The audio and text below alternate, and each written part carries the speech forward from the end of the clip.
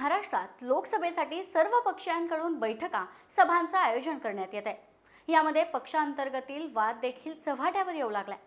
त्यातच आता सत्ताधारी असलेले उपमुख्यमंत्री अजित पवार आणि शिवसेनेचे नेते विजय शिवतारे या दोघांमध्ये पुन्हा एकदा खडाजंगी पाहायला मिळण्याची शक्यता आहे। याच विषयी आपण या व्हिडिओतून सविस्तराने जाणून घेऊयात। नमस्कार, मी प्रतीक्षा ननावरे आणि तुम्ही पाहताय फॉर द पीपल न्यूज। पुढे जाण्यापूर्वी आपणास एक विनंती, आपण आमच्या चॅनलला लाईक, फॉलो व सबस्क्राइब जरूर करा। उपमुख्यमंत्री अजित पवार आणि शिवसेनेचे नेते विजय शिवतारे यांच्यातला वाद हा महाराष्ट्राला नवीन नाही, परंतु लोकसभेची निवडणूक तोंडावर आली असताना शिवतारे यांनी बारामतीत मोठा निर्णय जाहीर केलाय।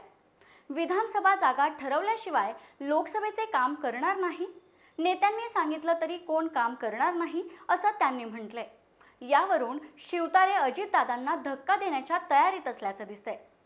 2019च्या विधानसभा निवडणुकीत राष्ट्रवादी काँग्रेसचे नेते अजित पवार यांनी शिंदे गटाचे नेते विजय शिवतारे यांना खुली धमकी दिली होती। तो निवडून कसा येतो तेच बघतो, अख्ख्या महाराष्ट्राला माहिती आहे, मी ठरवलं तर एखाद्याला आमदार होऊच देत नाही, असं विधान त्यावेळी अजित पवारांनी शिवतारेंना केलं होतं। त्याप्रमाणे 2019च्या पुरंदर विधानसभा मतदारसंघातून विजय शिवतारे यांना पराभवाला सामोरं जावं लागलं होतं। त्यावेळी त्यांच्या विरोधात काँग्रेसचे उमेदवार संजय जगताप निवडून आले होते। घडलेल्या त्या प्रकरणानंतर मात्र अजित पवार आणि विजय शिवतारे हे दोन्हीही नेते एकमेकांविरोधात उघडपणे टीका करत होते। पण आता अजित पवारांनी शिंदे फडणवीस सरकारला पाठिंबा दिलाय।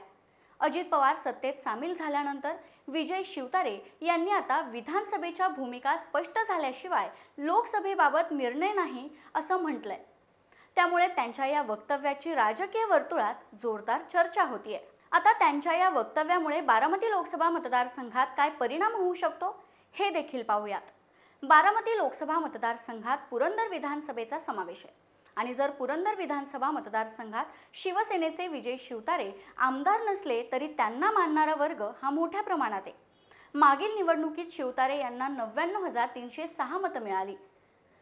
31,404 इतक्या मतांनीच त्यांचा पराभव झाला होता। यावरून शिवतारे यांची ताकद लक्षात येते। आता राष्ट्रवादी काँग्रेसमध्ये उभी फूट पडल्यानंतर 2 गट पडलेत। त्यामुळे येणाऱ्या लोकसभेसाठी जर शिवतारे यांनी पाठ फिरवली तर याचा फटका निश्चितच बारामती लोकसभा मतदारसंघातील राष्ट्रवादी काँग्रेसला पडू शकतो। कारण बारामती लोकसभा मतदारसंघातून राष्ट्रवादी काँग्रेसमधून अजित पवार यांच्या पत्नी सुनेत्रा पवार यांच्या नावाची, तर राष्ट्रवादी काँग्रेस शरदचंद्र पवार पक्षातून विद्यमान खासदार सुप्रिया सुळे यांच्यात लढत होण्याचे संकेत आहेत। या लढतीमुळे मतांचं विभाजन होऊ शकतं। आता त्यांच्या या निर्णयावर उपमुख्यमंत्री अजित पवार काय भूमिका घेणार हे पाहणं देखील तितकंच महत्त्वाचं ठरेल। याबाबत तुम्हाला काय वाटतं ते कमेंट बॉक्समध्ये कळवा। व्हिडिओ आवडला असेल तर लाईक करा आणि अशाच नवनवीन व्हिडिओजसाठी फॉर द पीपल न्यूजला सबस्क्राइब करायला विसरू नका। धन्यवाद।